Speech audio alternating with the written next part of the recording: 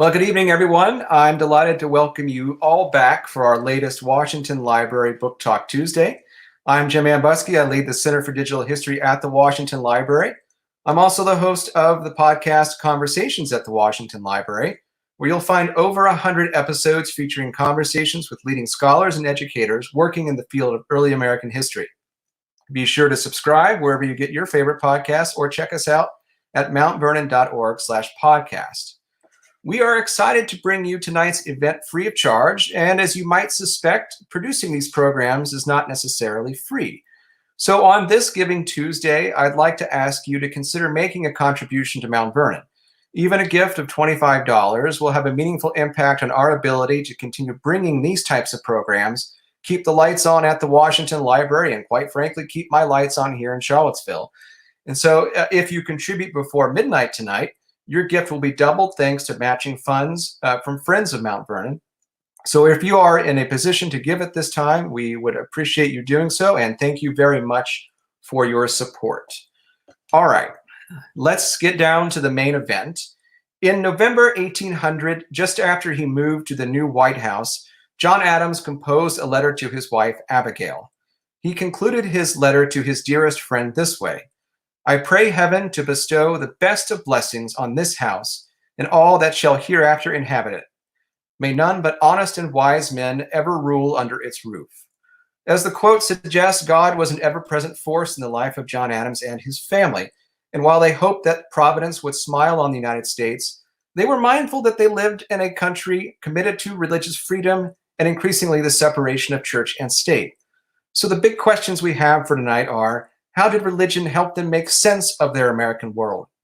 And how did that American world reshape their religious beliefs? Tonight, I'm very pleased to have someone on the program that can help us answer these questions. My guest is Dr. Sara Georgini, series editor of the Papers of John Adams at the Massachusetts Historical Society and the author of the new book, Household Gods: The Religious Lives of the Adams Family. Sara, thanks so much for joining us this evening. Thank you for having me, Jim. How are things up north right now? We are good. We are somewhere between spring and fall with possibly summer built in. So it's been really lovely to see Boston turning green slowly but surely in these weeks. That's great. It's nice to see winter finally lifting. Well, before we dive in to our conversation this evening, we wanted to let our audience know that they have a chance to win a copy of your book. We'll be taking your questions during the second half of tonight's program. And so if you ask a question via Facebook, YouTube, or Twitter during tonight's live stream, you'll be entered to win. And if you'd like to purchase a copy of Sara's book outright, check out the link that we've just dropped in our comments. You can find more information about how to do that there. And Sara, actually, before we really get in, I'd like to let the audience know that in addition to your book, people can also read your work in places like the Smithsonian Magazine. And in fact, actually, a few years ago, when I was just a lowly graduate student, you were kind enough to interview me for an article about some research I had done about King George III and in his papers that I had found in Windsor Castle when I was on a Georgian Papers Program Fellowship. So I thought I would take the opportunity, since I have a national audience, just to say thank you very much for that all those years ago, and to encourage people to read you in the Smithsonian because it's terrific. Thank you so much. And it was wonderful to hear your insights. It's not often that you get to kind of go behind castle walls and hear what really happened. And that's something that I think the Georgian Papers program has done exceptionally well. Bring the people into the past through those manuscripts. It's a terrific project. And I encourage people to check out your scholarship and a lot of the trove of scholarship that's rolled out because of it in the past few years. I think you can also help transcribe it. So please check it out. That's right. If you have an interest in George III, Queen Charlotte, Prince William Henry, a whole host of cast of characters, you can actually help the project transcribe those. And I've been fortunate to be a part of it, and fortunate that Sara has been too. And God, I wish I could go back right now. So. All right, Sara, the main, speaking of God, actually, the main title of your book is Household Gods. And I was wondering if you would introduce us to those gods and what you hope to convey by that part of your title. Sure. When I first started researching the story of the Adamses' religion over the course of 300 years, I cast around for a good title. I couldn't go with Adam's family values, that was taken. And any other kind of idea that I had didn't quite gel until I came to the mantle of the Stone Library, which is John Quincy Adams' library that's based at the Adams National Historical Park in Quincy, Massachusetts. And I stood by the mantle and I looked around at this extraordinary library. And what I was struck by was this series of busts, these Greco-Roman orators that John Quincy Adams had swept up when he was on duty as a diplomat in Paris, just before he was reunited with his family. And I thought, why did he buy these? And why were they always kept in the house, kept in the White House? Why did they travel everywhere that the Adamses did? Well, they were kind of totems, right, of how to build a republic on short notice. These were the classical lowercase r Republican leaders who guided early Americans' thought. And I thought, well, this is really something. Why do the Adamses always call these the household gods? And what else did they have to take with them as beliefs as they traveled along? And what I came to see, not just that this material culture clue was important and was something I needed to think about in tandem with manuscripts, was that the Adamses loved to encounter as many gods as they could as they made their way along the religious highways and byways of America and Europe and later Asia. So I really thought about the kinds of gods they encountered and what made their sense of religion so portable. Why did they stick with some beliefs and why did they shed others? And this to me was a very American story about how we make religion, how we make and question faith, and how we question and interpret other religious cultures. Well, it's interesting, and you sort of anticipated my next question, which is, this book spans, as you suggested, 300 years, more or less. What did you see as the advantages of writing a multi-generational family biography as opposed to writing simply a biography of the religious beliefs of John and Abigail Adams? Well, there's been quite a bit of scholarship about the founders and their links to religion. And I certainly could have taken that path. But, and I think we have a slide of this, you'll see the 300 years worth of genealogy. There it is. That I was taking on when I did this. So the first reason as to why move beyond John and Abigail, well, quite fortunately, we have the archives to do it. At the Massachusetts Historical Society, under that roof alone, we're blessed to have about 250,000 manuscript pages of the Adams family papers. Wow. Things like diaries. I know, right? Wow. Diary letters, miscellany books, poetry, later on photographs. It's an immense archive. And I thought that really this idea of pulling a narrative from this one massive archive would help to challenge what we think we know about the story of American religion. So I could have stopped with John and Abigail, but in fact, John was the one who gave me the idea for the book. Oh. So one manuscript put this whole book in motion. When I first began work at the Adams Papers, I began, as many professionals in history, documentary editing, archives, library science, and folks who are researching their family history do. I began with transcription. And my first task was to transcribe letters from a period that was a really good one to come in on if you are a historian of American religion. And that was the summer of 1812. So it was a pretty formative era for America and for the Adamses, if you remember. So John Adams and Thomas Jefferson had rekindled their bromance on the page and were again exchanging letters thanks to Dr. Benjamin Rush's interference, I should say, his good interference. There was just an incredible amount of events happening in Europe, in terms of Napoleon sweeping into Russia. You have British forces surging toward what's modern day Michigan. Here at home, you had just political parties on the rise. You had James Madison's war bill moving rapidly through Congress. It was a pretty exciting time to transcribe.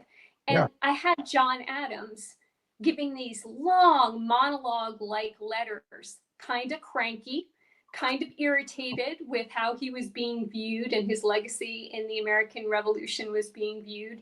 And he had a lot to say, often about religion. And there was one particular quote that just struck me right off the bat, where he was reflecting on his family heritage. And we have a slide of it, I think, where he's talking about where the Adams family might be if they hadn't had religion. Sure. And he just sees them as kind of swept away and forgotten to history. And I thought, well, that didn't happen. I know that the Adamses continue to make great intellectual and cultural contributions well past the time that they are at the heart of political power. And so the second that John Adams said, I believe it's religion, I thought, aha, he's throwing me a lead from 1812.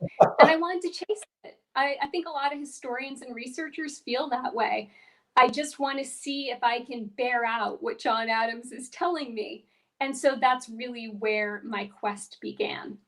So your quest began with John Adams and finding that juicy nugget from 1812 and John Adams. Who are the other members of the Adams family that you interpret in this book? Who are your cast of characters? So they all have a last name of Adams for the most part. So to be clear, the story of this book stretches from the Puritan Adamses, who come from the southeastern part of England, the original Henry Adams, the progenitor of the American Adamses, who was in fact a brewer.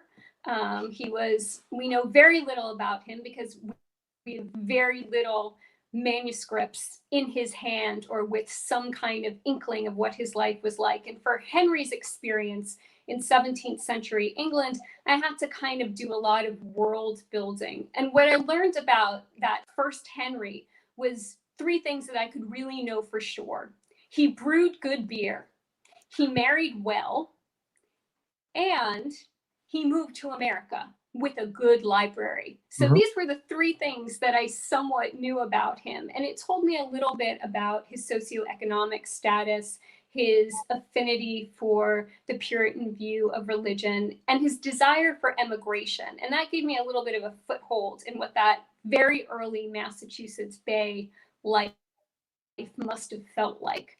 And then our next kind of generation of Adamses, very well known, John and Abigail Smith Adams, of the My Dearest Friend letters, which you can read online in our digital editions for free and in our electronic archive on the Massachusetts Historical Society website. And I'd encourage folks to do that, if nothing else, to get a taste of what we do as documentary editors who transcribe, annotate, and index these letters. Then moving on, we have John Quincy and Louisa Catherine Adams, our sixth president, who is in an interdenominational marriage with an Anglo-American woman. And so we have a lot of comparisons and contrasts to think about when we see them as a dual religious portrait.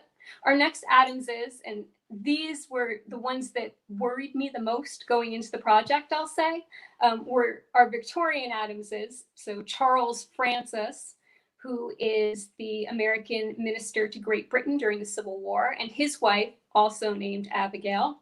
And then we move into kind of the later Victorian Adamses. Henry Adams, he of the Education, a great author and cultural critic, and his wife Clover, a gifted photographer, as well as Henry's little brother Brooks. And I describe him that way, but he was in fact a great economist and a less well-known and perhaps lesser gifted historian than his brother, but he always felt like Henry's little brother. So I had this sort of big story I planned to tell of the family. And I thought, what if we could use one family to understand through this massive archive what they thought religion was good for?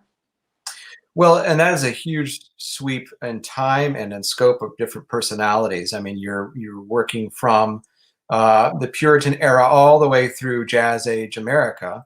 And so I'm wondering then if you could help our viewers understand what was the specific form of Protestantism that the Adamses to subscribe to? What defined their religious worldviews? That's a great question. The overarching framework was providence. So something we think about as providentialism, the idea that God knows all and intervenes in human events to complete a predestined plan. This was the big sort of architecture that guided their moments, big and small. Now, John and Abigail, in addition to being providentialists, like most early Americans, were fairly liberal congregationalists, excuse me. And what they believed was that God offered a path to grace. It was up to you to exercise some free will and accept or reject it. So this was a fairly new idea that first sent some ripples through their Massachusetts churches, but eventually came to be part of what we think of very much as modern Unitarianism, where the family ended up. I would say that John and Abigail certainly refer, as their political and personal fortunes change, to earth as a state of trial, but it's one that every American and every human must endure. When things happened, bad things happened to the Adams family, whether it was children dying or family suffering from alcoholism or leaving the White House and heading into early retirement. John and Abigail used that prism of providentialism to say, aha, this is a lesson from God, and we need to interpret it as we should and move forward in a certain way. They did also reference heaven quite a bit in their letters. There is often the idea that family would reunite in heaven, no matter the paths that they took. So those are kind of the broad strokes of the kind of Christianity that the Adamses, especially John and Abigail, came to embrace. I'd add that over time, if I had to kind of give you a big global sweep of all these Adamses at once, I'd say they were Christian, they were cosmopolitan, they were curious, and they were kind of famous for it. So people became very accustomed to welcoming them into foreign traditions, and they were always happy to leave a familiar pew. John Quincy Adams always spoke about when he was in a church, whether it was in St. Petersburg, Russia, or in Washington, D.C., or in Paris, or in London, or at The Hague, or in Quincy. He said he always wanted to be kind of the friendly foreigner in the pew, welcoming someone else and trying to understand their ideas. So thinking about all the places that their minds went, in addition to all the travels they actually took, was a big challenge in writing the book. Well, I suspect so. And one of the things I found very delightful about your book is the time you take to look at the ways in which, say, John Quincy Adams in Russia or Henry Brooks abroad, they're constantly interested in and evaluating different religious faiths and turning to their diaries in particular to make note of those different faiths, but also their own, to try to understand how that reflects back on them and how it's reshaping their own sense of the religious world. And you had talked a little bit about your role as a documentary editor there at Mass Historical. I wonder if I could ask you to talk a little bit about the diaries you work with. The Adams family were famous for keeping diaries. Sure, they wrote countless letters, hundreds of thousands of letters, but the diaries, in a lot of ways, are where they sometimes express their deepest, darkest thoughts, and when they're grappling with matters of faith and crises of religion. And so, what did you make of those diaries as you were probing them? So within the Adams papers, we have a number of diarists. John Adams is a pretty fitful diarist. You can read his inner thoughts online, and some of them are really fun because when he's a young man teaching school in the suburbs, he has a little bit of a quarter life crisis, and you get a lot of kind of smoking, not knowing what he's going to do with his life, kind of down on his job. So it's a really interesting look at young John Adams in his earliest career period, if you look at his diary. Abigail somewhat keeps a diary when she's abroad, again, very fitfully, but it does give us her first impressions of encountering French thought and culture in the 1780s. And that's kind of interesting.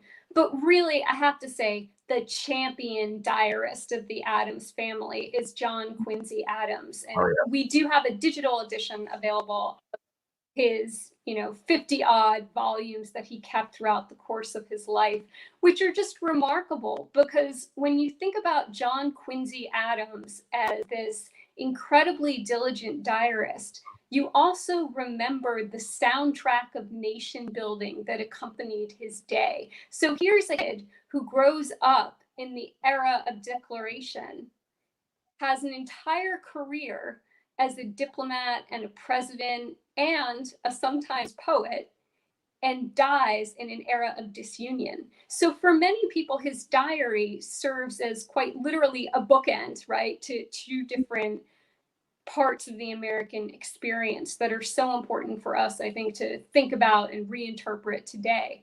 Now, the diaries of the other kind of later Adamses are perhaps not quite as in-depth. And some of them were destroyed, so we can't wholly know what we're missing there. I will say that when it comes to John Quincy Adams' diary, that was remarkably rich for me, because sometimes I would find little hints and clues about what he was reading in the Bible or what he had taught his sons with regard to Psalms, or little snippets of the poetry that he tried to write in between sessions of Congress, which is kind of interesting too. So I was really interested going into the diary to think about what we had and what we don't have. And I think that's an important thing for any historian working with a huge archive.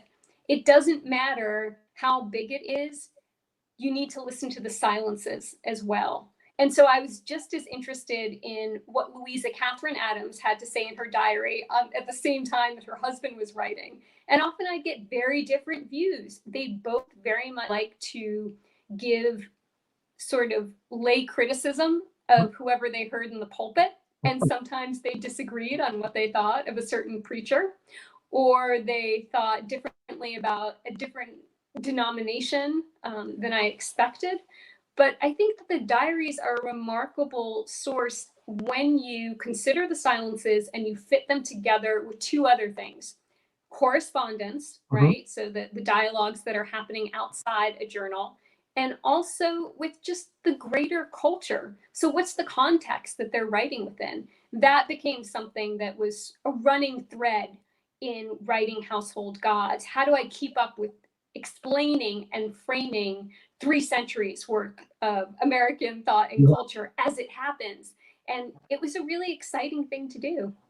So can you tell us, or maybe give us an example of the ways in which the cultural context is forcing the Adams to interpret religion in a certain way or to apply religion in a certain way? I mean, as you say, your book spans the Puritan adventures. We move into the Revolution, the early Republic, urbanization, industrialization, Civil War, the advent of Gilded Age capitalism, all of these massive transformations that take place over the course of these 3 centuries. What did you find? How were they dealing with these? They didn't always deal well. So religion was sometimes a coping mechanism for them. Sometimes they felt that Providence disappointed them and let them down. They'd done everything they could do to be good Christian citizens, which is a phrase that reverberated throughout the early Republic. It's something, that you see in newspapers, in novels, in plays, in artwork. You see it all across that early period. And to see the Adamses really question and contend with the faith that they inherited was something that just brought the early 19th century fully into bloom in my head. especially even looking back at the Revolution. So there's a period when John and Abigail are exchanging letters. He's at the Continental Congress. She's giving some rich, colorful reportage of what's going on in Boston. And John Adams writes this incredible letter, and I think we have a slide of it, where he says, we must depend upon Providence. It's Providence or we fail. And I thought, okay, that's a pretty strong statement. And I understand it's within the providentialist vein of how early Americans are speaking. Sure. But as a documentary editor, I'm also trained to think about who's on the receiving side of that letter, right? So I thought, Abigail opens this and she must think, what confidence? You're not seeing what I'm seeing. And when she writes back, it's a particularly striking letter that she writes back describing, there it is, she describes losses at the Battle of Bunker Hill, which are personal and grievous. They include the family physician, Dr. Warren, and others. And Abigail, it's a very famous letter for her war reporting. But the interesting thing that she does is just sort of thread scripture through it. She makes an allusion to Ecclesiastes. She offsets some of the worst of the news with scripture, explaining, Charleston is laid in ashes, but God is our refuge. So they're trying out this language and how to use it. And I think that understanding that religion is a cultural tool in this period, it's also a way to keep the family together. It functions on a personal and political level. Those were all things that really came home to me by using these letters. Well, I'd like to pick up on that thread for just a moment, because one of the other interesting discussions you have in your book, and I think actually there's a slide of this as well, is there's a quote from Abigail where I believe she's writing to Louisa Catherine, her daughter-in-law, and she says something to the effect of, I'm not a theologian, I'm more interested in how religion is applied. I'm completely butchering that entire quote, but here it is on your screen. I love this idea of what can we reason but from what we know. And so it seems like they accept the fact that there are mysteries that they may never know, but if they can see something in front of them, they can figure out how to apply it. Yeah, so let me take that letter in two parts, because I think there's two things going on here. The first thing is, what a great example of what we often like to call Enlightenment Christianity. This way that late 18th century and early 19th century people are able to fuse together somehow, some way, and not always in a lasting way, precepts of Christianity and science. So this idea that reason and faith are not exclusive, that you can bind them together. Remember, Abigail says that there is nothing else more binding upon the humane mind than religion. And so the second thing about this that I think is really interesting is that Abigail once again epitomizes the Adams brand when it comes to understanding religion. As a group over time throughout this book, the Adamses are interested in theology, but rarely invested in it. So I had the opportunity to build a story that was more about the voices of the laity, less about what the clergy had to say. And that was a really exciting moment for me. The last thing I'd say about this, and this is something always, again, I think about, is what is Louisa's life like when she opens this letter, right? So, I mean, she's on the cusp of stepping into this role as a major Washington, D.C. hostess, right? Hosting her sociables and really putting forth her own brand of the Adams political ideology. One might say even starting her husband's campaign for the White House at this point. And I thought, this is really interesting because Louisa Catherine's sense of religion is slightly different than Abigail's, but the fact that they're even having this kind of conversation tells us something about how these two generations of early American women are receiving, interpreting, and passing along religious precepts. And that's interesting to me. I don't want to lose ever that understanding of, here's a conversation we should be eavesdropping on even more as scholars in the archives. Well, maybe picking up on that point, I mean, you mentioned earlier that Louisa Catherine was born in England, and she was of a different denomination than John Quincy. I mean, what is their relationship like? What is her relationship like with the rest of the Adams clan, including her husband, as they are welcoming her into their family and they are discussing these very important ideas about religion? So Louisa grows up in Tower Hamlets, which at the time, in the shadow of the Tower of London, was a pretty middle class neighborhood. Hmm. And she does very well for herself, snagging the very eligible president's son, and is immediately really trashed in the press because of it. There's a great fear that her father, who has had some great financial trouble, has also engineered his daughter to be a bit of a gold digger here, when the truth couldn't be farther. And Abigail, I think, does not make Louisa's entree into the family any easier. It's a hard act to follow when Abigail Adams is your mother in law. And I think that Louisa Catherine felt that keenly. She did manage to carve out her own niche within the family, and she became quite close and wrote some extraordinary journal letters back and forth with her father-in-law, John Adams. And that's Hmm. a wonderful trove for folks to read. Um, but she had had a very different religious upbringing. She was nominally Anglican, Hmm. maybe, but they weren't the greatest churchgoers at home in London. When she came here, she did not wholly embrace Unitarianism. She called it a bit cloudy and hazy, and she was not wholly sure of whether or not to embrace her Yankee kin's ideas. Hmm. When she went to Washington, D.C., she encountered Methodism and found it a bit too rhapsodic in its preaching. And she, like many Americans, was a little hesitant to embrace newer religious groups like the Shakers. But Sure. she struggled very much with a desire to build religious toleration within herself. And we Hmm. see that in her letters. She'll start in a letter to John Quincy saying something rather colorful and cruel about the Shakers, and then she'll kind of self-edit as she goes, which is interesting to see. And I think that's something that's very relatable for a lot of people. It's important to remember that most Americans meet new religious ideas through other people. Hmm. And so she's constantly having that battle of how to understand where other people are coming from, whether they're Adamses or not. Sure, sure. And one of the things that's fascinating, I think, about your book is that there is a sort of constant quest, I might say, amongst the Adams family to reconcile their own personal religious views with what we might call the civic religion, the small r republicanism. And so, how did they try to adopt or meld their particular sense of faith or their piety to the transforming nature of republicanism and the ways in which the United States becomes a more democratic in character people over the course of the 19th century?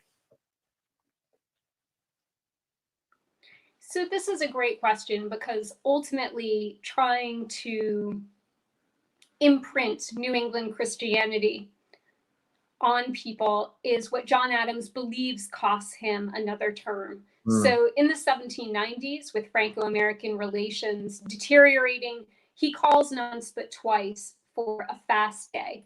And these proclamations were usually something that people heard in April or November. It was a colonial right. Your governor, your local church, the king previously could call this kind of thing. Washington certainly did so.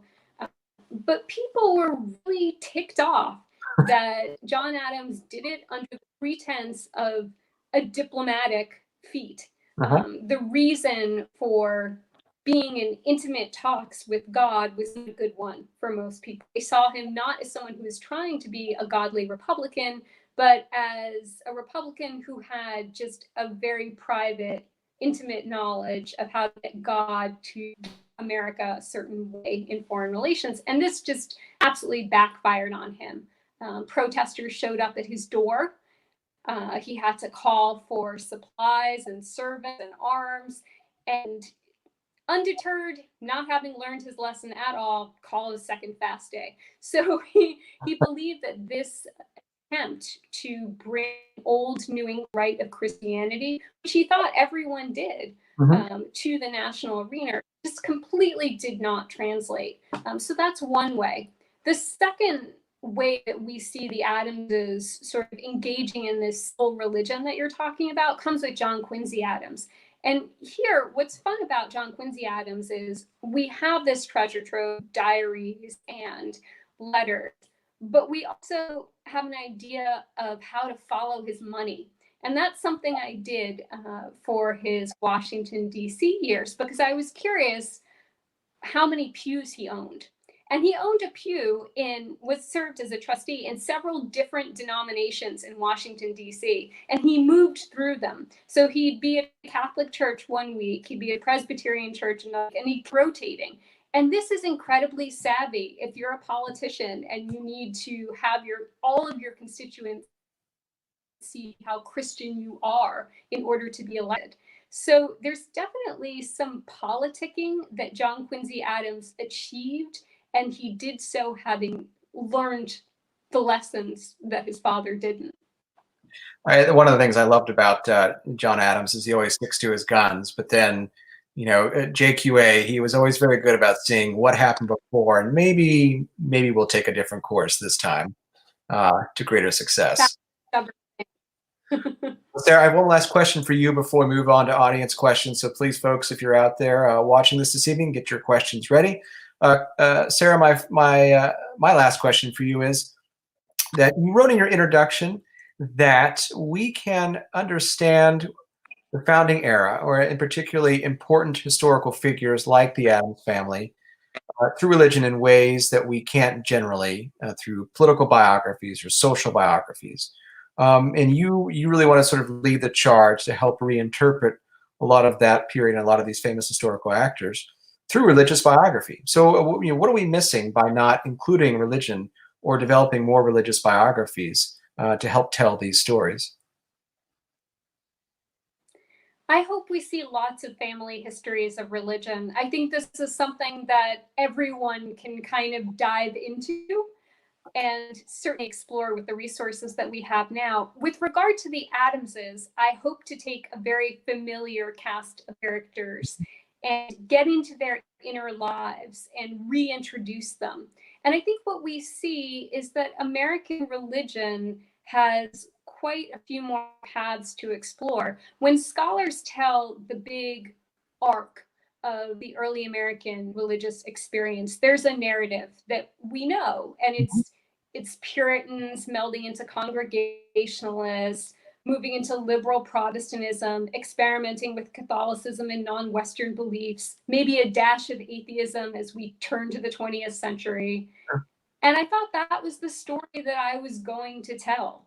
And I thought that I would have a couple of hinges for sure. I thought I would have some iconic preachers. I would have the story of voluntary associations. I would have moments of evangelical awakening. And as I moved through each generation, the hinges fell off because often it was something very local that was epic in forming the Adamses' religious beliefs. It was something that they encountered that I didn't even think about as a major milestone or an event that we want to consider. And so, not to give away any spoilers, but this is a book about a family that takes 300 years to commit. Yeah. So that's how long it takes before they finally sign a covenant in public. They have a covenant in their minds all along, and it's constantly shifting and changing.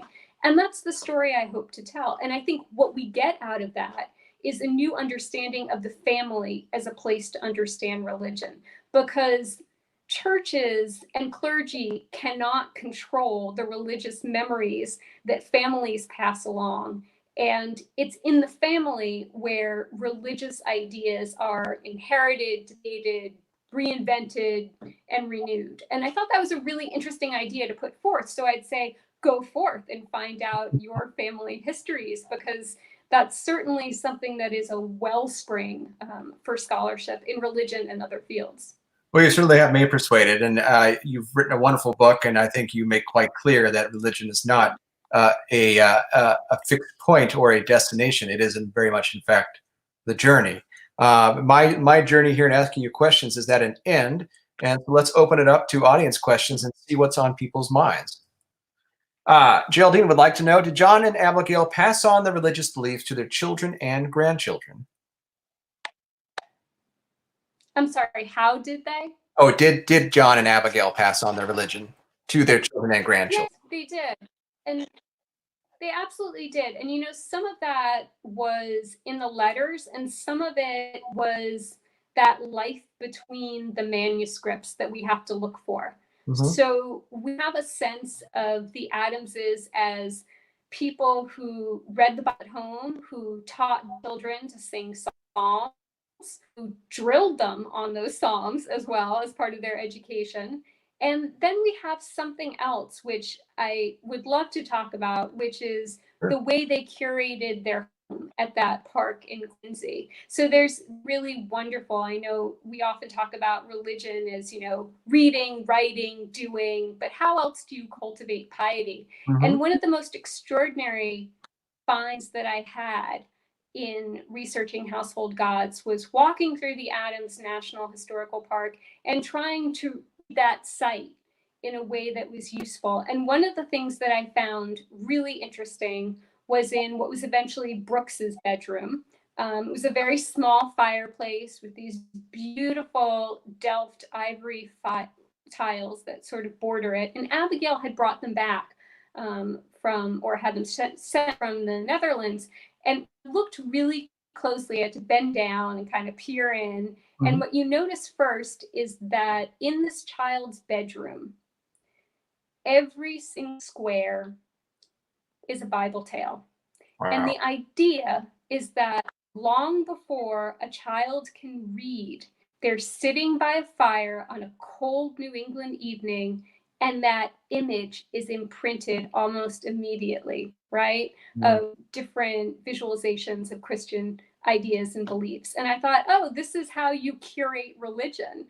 And Abigail did that. So I think part of that passing on, that's such a great phrase, Geraldine, because it's that passing on takes so many forms. There's manuscripts, there's material culture, and then there's thinking about what the next generation then passes on in turn. So the home itself is an archive, like a manuscript or anything else of that nature. Thank you very much, Geraldine. Nancy would like to know, did John and Abigail have a family minister who was nearby, or did the minister travel and may not have been there when they had great need? Oh, that's a good question. So ministers certainly did travel, but in John and Abigail's period, for the most part, they had the same minister all the way through. And this was a man named Anthony Ward for much of their duration in Peacefield. And I have to tell you, Nancy, I looked hard for Anthony Wybird, and I was really upset because unlike most 18th century sermon givers, he didn't print any. And I thought, oh, this is terrible, because I had this wonderful quote from Abigail where she said, he's only got 10 sermons. And I thought, oh, wouldn't it be great if I could find some of those? And I was speaking to some of the ministers who've worked at United First Parish Church, which is kind of the descendant church, has been the Adamses' church for so many years. And very fortunately, they gave me the clergy view on this, which is he was the minister there for so long precisely because he didn't publish. So he didn't get involved in any controversy. He kept his job. So that was really useful to be able to talk to ministers then and now. I would say that the minister at their church was, a couple of blocks away. It's not very far. When you visit the Adams site, you can also visit the United First Parish Church, which does a wonderful job of touring folks through and seeing the crypt where the Adams presidents and their wives are buried. I'd really recommend seeing it. That said, most New England ministers would settle for a low salary and a lot of firewood. because it's cold up here. You would need that in New England, certainly. Thank you very much, Nancy. Next question. Each generation reevaluated accepted belief systems in the context of the times. Were there crises of faith? That's a terrific question. Ooh, I love that question, because I think every day brought some kind of crisis of faith for them. In fact, we've talked a lot about John and Abigail and John Quincy and Louisa Catherine, but can I say something about the Victorians for a moment? Because for me, Charles Francis Adams, who I worried, this is the chapter I worried about the most, because I thought he'd be kind of vanilla and bland. And in fact, he had a lot of inner turmoil, and he was my favorite sort of melancholy, narcissistic, messed up Victorian to follow on his religious journeys. And he had this crisis of faith that, again, here's something where I have to build in some cultural context. When disease hit, he was very worried for his family. He put in extra Bible drills. He wrote a very lengthy analysis of the Sermon on the Mount in his miscellany diary. He sort of held family close. I've been thinking a lot about Charles Francis in the last couple of weeks as we've endured this unique new world that we're in now. Sure. And one of the things that Charles Francis did so well was encapsulate a feeling that a lot of Americans had at this point. He had this one line that I will not forget, where he just wrote, "What I should be." And that summed up to me a crisis of faith where I heard one. Yeah. So how do you fix something like that?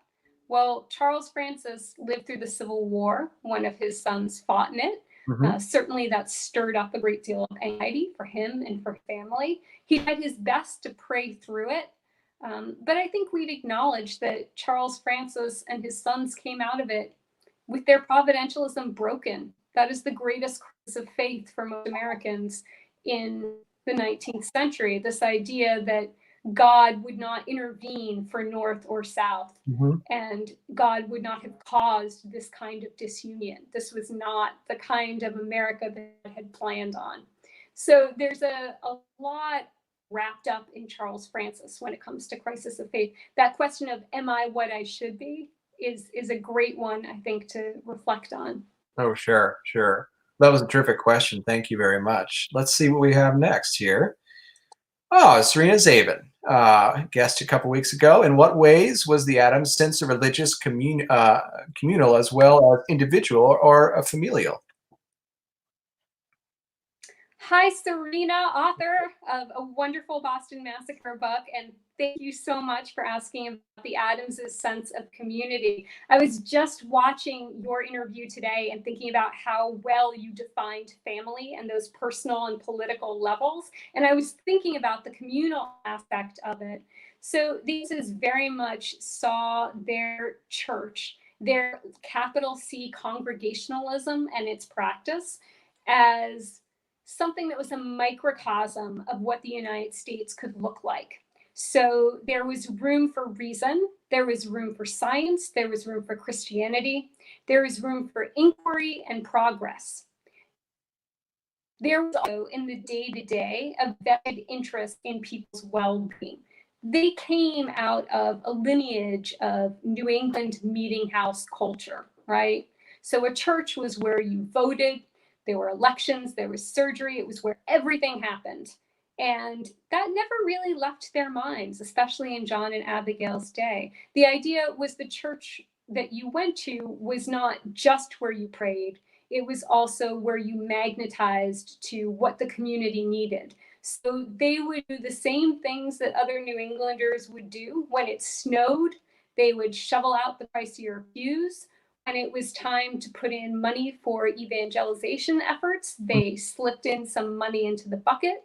They certainly were engaged in the process of finding rectors and employing clergy. And they were incredibly interested in thinking about the future of America in a religious context. So it was really important that that little microcosm, that little local church embody everything as a building block of the new nation. Thank you very much, Serena. Mike would like to know, are any of the Adams's Bibles surviving? Yes, they absolutely are. And oh, Michael, there are so many. This was something that I loved looking for. You can see John Adams' books, which are mostly held at the Boston Public Library, digitized. Really want to go to that Stone Library, the Adams National Historical Park in Quincy. And there you will find Bibles in a number of languages, including Hawaiian, which is my favorite, and the Amistad Bible that was presented as payment for John Quincy's legal fees, which is a wonderful story of its own that would probably take another hour. But I would encourage folks to go and see that. Those Bibles aren't necessarily marked up. There's not a lot of marginalia. But what I became, and especially when I was looking at the Victorian Adamses going forward into the 20th century, was physically where those Bibles might have been. So I was interested in how close was the Bible to Brooks when he woke up. It was in his side drawer. Okay, which one? It's not the one that's the big fancy one that's in the library. So I was very interested in, the versioning of what they looked at and the books that they read alongside the Bible as well. You'll also find a Quran there, and a lot of other religious writings. John Adams was exceptional in his exploration of an Egyptian customs, not always kind or wholly understanding as we'd want to be now, but certainly someone who was years ahead of where comparative religious studies were in higher education by a half century or more. So yes, there's plenty of Bibles, and John Adams very clearly said that that was not the only book to read, and encouraged his children to read as widely as they could in other religious traditions. Well, thank you very much, Michael. And actually, I have a follow-up question to that, if I may.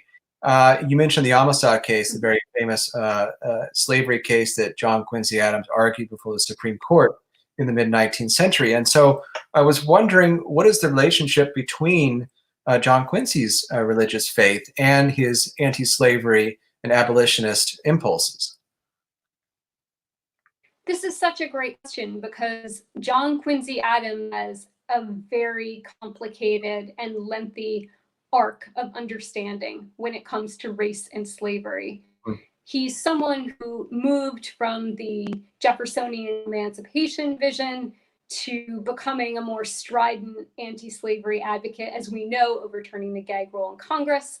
And where that plays is in the pages of his diary. I think we actually have an image of his diary for the Amistad Case, where he's talking about this internal wrestling that he does over how far he can take this crusade. And he's incredibly concerned that, he's too old to do it, that there are people who are better qualified, that isn't Adams.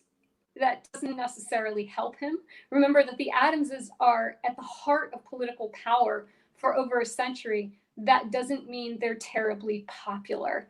So he has a lot of concerns over whether or not he should push forward with the cause. And what he ultimately says is that no matter his personal sacrifice, no matter the cost, he needs to, as a good Christian, do everything that he can to end slavery and the slave trade. Well, and thanks for letting me ask that follow-up. And thanks to Michael for your previous question. We have time for two more questions. Douglas Bradburn would like to know, did JQA comment on the religious practices, beliefs of his cabinet members? Oh, Doug, I wish I'd have to dig a little bit more in the diary for that one. But he certainly, I think he commented more on himself. To be honest with you, I think his diary was more of a mirror than a political commentary. It's a great question, though, and it's the same for John Adams. The place to look, though, might actually more Louisa Catherine. She might have been a little more freewheeling with her personal opinions about her husband's colleagues. But I will have to do a little more digging in the diary on that one. There's your next research project. Exactly. Thank you, Doug. And last question to Lindsay, what was your favorite primary source that you discovered in the course of your research? Thank you, Lindsay. That's a wonderful question. And for folks who are fans of cabinet history, be sure to check out Lindsay Travinsky's Insider Guide to Washington's Making of a Cabinet, which is out now. It's really excellent. I'd like to think that the favorite primary source was something that maybe comes last in the book, if I may. That was Henry Adams' photographs of Japan, which is something I just didn't expect to be writing about. I was constantly surprised by the twists and turns that the Adamses' religious travels took me on.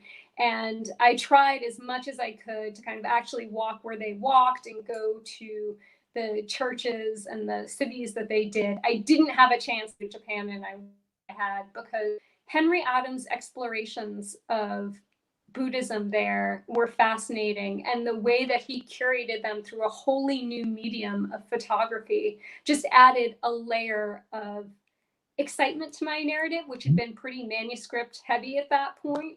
And I was so excited to show people Henry's struggle to understand this faith. So much of Household Gods was about encounters, not necessarily the Adamses showing any mastery of these religious ideas, but showing their boundless curiosity to deepen that cosmopolitan Christianity and be welcomed into foreign traditions. And really going through those photographs of his waters in the South Seas, which are absolutely exquisite and just about right to look at on a cold spring day. I would say they're online at the MHS. They certainly give you a sense of someone encountering the other and trying to befriend it or understand it. And that really became, as an early Americanist, I was delighted to get into photographs, to travel around a little too with the Adamses. Yeah, it's not something we often do, as we get photographs in the era in which we work, but that was a nice change of pace. Well, Sarah, I mean, I'll ask one final question. The chair's prerogative. If people want to actually read the primary sources that you've been talking about, in addition to reading your book, where can they do that? So all of the primary sources that I'd point to are most of the Adams Papers digital editions. I'd also recommend the Adams National Historical Park in Quincy and the United First Parish Church as places to visit. The scholarly teams there of rangers and staff do really a beautiful job of introducing you to the early American experience with an Adams accent. So I think those would be wonderful places for people to visit. That sounds great. And I'm sure we'll have folks headed that way once they can safely do so. Well, Sarah, thank you very much for joining me this evening. This has been a real treat for me. I'm glad to see you again, and I'm sure this has been a real treat for our audience. Thank you so much. And too. Yeah, thank you very much. And thanks to all of you for joining us tonight. As a reminder, if you'd like to purchase a copy of Sarah's book, we'll drop the link again here in the comments. Be sure to tune in next week on May the 12th at 7 p.m. when Washington Library Executive Director Kevin Butterfield interviews Dr. Colin Calloway, who is the winner of the 2019 George Washington Book Prize for the book The Indian World of George Washington, the First President, the First Peoples, and the Birth of the Nation. I want to tell you about a special event exclusive only to Mount Vernon members that we've got coming up on May the 11th. On May the 11th, Mount Vernon President and CEO Doug Bradburn will have an hour-long conversation about the American Revolution and George Washington with Pulitzer Prize-winning historian Joseph Ellis. To learn more about this special event, go to mountvernon.org/livestream. Special thanks to Sarah Stio, Jeanette Patrick, and Sam Snyder, who worked behind the scenes this evening and made everything possible. I'm Jim Ambuske, reporting in from Charlottesville. Good night and good luck.